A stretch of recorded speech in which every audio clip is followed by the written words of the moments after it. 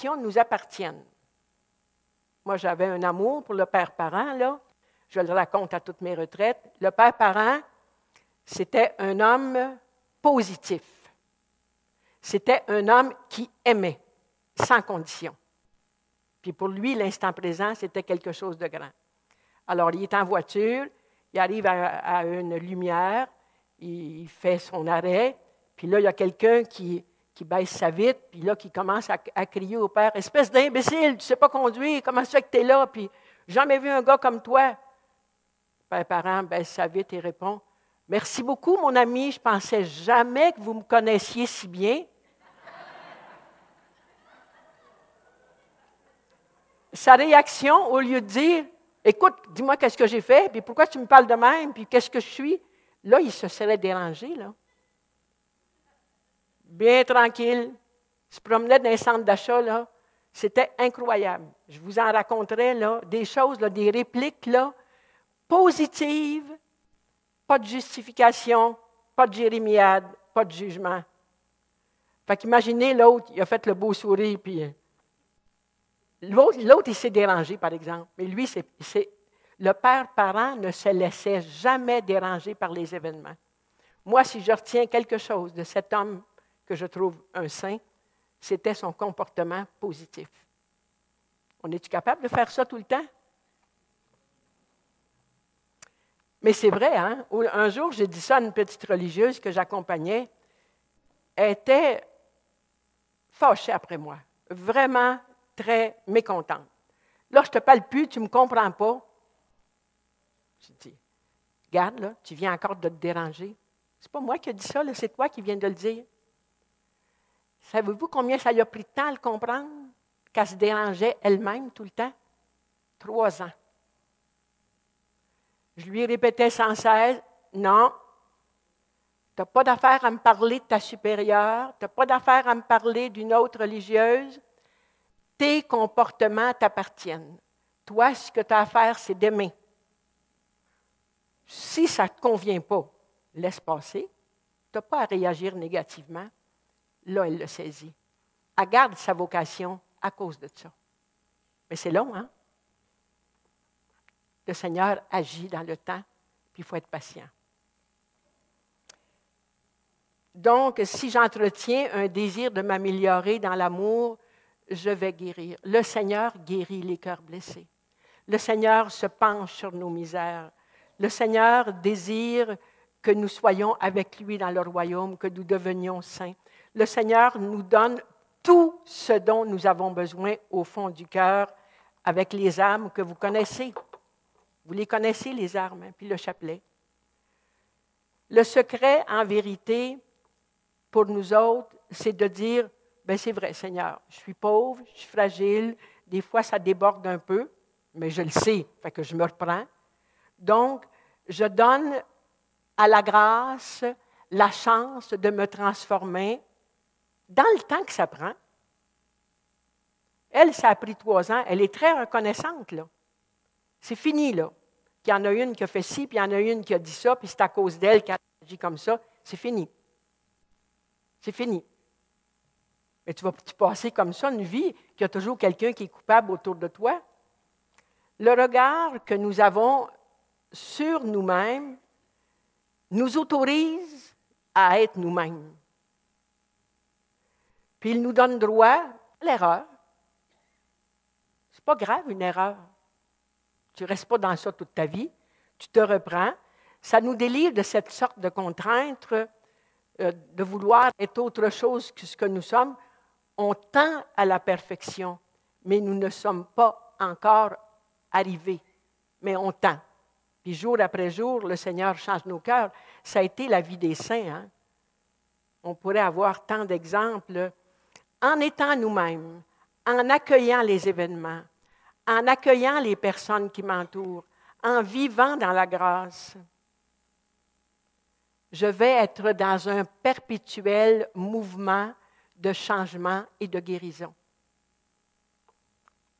Moi, je regarde Saint-Augustin, Saint-François, Sainte-Thérèse, l'Enfant Jésus, la petite sœur Faustine, là, c'était pas si facile que ça, ce qu'elle vivait, hein? puis tous les saints là, qui ont été vraiment persécutés, même dans leur communauté, ce qui les a tous amenés à la sainteté, c'est l'accueil de ce qu'ils étaient, c'est l'accueil des événements et c'est l'amour. Aimer par-dessus tout. Aimer, aimer sans condition. Vivre dans l'amour. Mère Teresa disait, on lui disait, mais c'est trop pour vous. Laissez-moi aimer ceux qui meurent. Il faut qu'ils meurent dans la dignité. Laissez-moi donner ma vie pour ceux que j'aime. C'est le Christ, ça. C'est le Christ. Alors, on va avoir, à partir de cet enseignement, si vous le voulez bien, frères et sœurs, une attitude paisible de nous-mêmes, de nos pauvretés, nos blessures. On a pu être rejeté par nos parents, mal accueillis. On a pu être dans un foyer autre que celui de nos origines. Dieu est là. Il va agir. Seigneur, le passé dans ta miséricorde, oubliant le chemin parcouru, je vais droit de l'avant. On a besoin de se faire aider. Vous êtes là au congrès. On a besoin que quelqu'un prie avec nous. C'est possible dans l'Église. On a besoin des sacrements. On a tout ça. Ça aide à la guérison.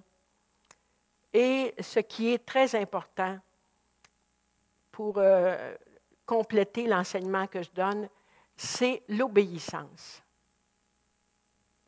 L'obéissance à la parole de Dieu, l'obéissance au commandement de Dieu, l'obéissance au magistère. Le Seigneur nous dit, « Apprenez de moi que je suis doux et humble de cœur. Mais ce que je vous demande, observez ma parole. » Puis moi, je remarque là, beaucoup dans la parole de Dieu, je ne pense pas qu'il y ait une semaine dans la liturgie des 52 semaines où il n'est pas dit quelque part d'observer les commandements, d'aimer les commandements, de suivre la parole de Dieu. Un jour, je donnais un enseignement dans une communauté, puis j'ai dit, « Est-ce que vous connaissez les commandements de Dieu? » Ils ont dit, « Oui, oui. » J'ai dit, « D'accord, on va se les répéter pour être capable. » Des religieuses, là, dans une communauté. Mais sur la communauté qui était là, il n'y en a pas une seule qui a été capable de dire les 10 comme il faut. Peut-être pas nécessaire là, pour aller au ciel, là. Mais observer les commandements, c'est quand même quelque chose. Aujourd'hui, on dit tellement de choses qu'il n'y a plus rien de grave, là. Tu peux faire pas mal ce que tu veux, comme tu veux, quand tu veux. Ce que Dieu nous demande, d'abord, obéir à ses divins commandements, à sa parole. Puis le grand commandement, aimer Dieu de tout notre cœur, notre prochain comme nous-mêmes, dans ce grand commandement, il y a les 10. Le vrai obéissant obéit avec amour sans contrainte. Il obéit parce qu'il aime. Le regard de Jésus pour nous, en cette parole de Dieu d'obéissance au commandement, nous fait reconnaître que parfois on est pauvre dans notre obéissance. Parfois, on est plus riche de nos décisions. Mais tout est différent quand la grâce passe et que je m'appuie sur la parole de Dieu qui nous dit « compte sur lui ». Le Seigneur, lui, il agira. Alors que personne ne laisse passer la grâce de Dieu. Choisir est un acte de liberté, est un acte d'amour. Choisissons d'aimer et d'aimer de tout notre cœur, plus qu'hier, moins que demain, et la guérison est à votre porte et vous rendra beaucoup plus heureux. Soyez bénis avec les instruments du salut. Aime-moi comme tu es, aime-moi de tout ton être, n'attends pas d'être saint pour céder à l'amour. Alors sans plus tarder, on va introduire l'abbé François Kimbugui pour sa présentation. Faites tout ce qu'il vous dira. Est-ce que vous êtes prêts à obéir au Seigneur? On va vérifier à la fin. Alors, nous bénissons encore le Seigneur pour ce temps qu'il nous a donné en nous entraînant en écart pour nous parler cœur à cœur.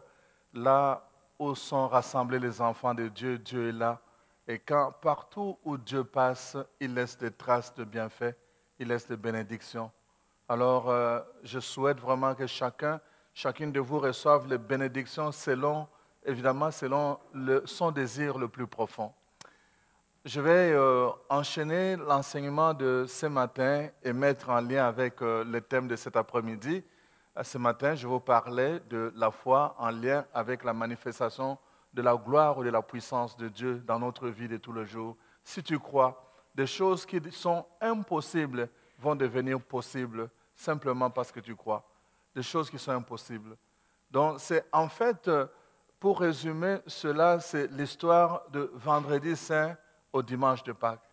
Tu peux vivre dans ta vie des moments difficiles, mais si tu crois, tu resteras toujours en espérance qu'il y aura un dimanche de Pâques où la vie va jaillir, où la solution va apparaître, où finalement il y aura la fin de tout ce que tu es en train de subir, qui est en train de t'écraser, comme Jésus qui portait sa croix.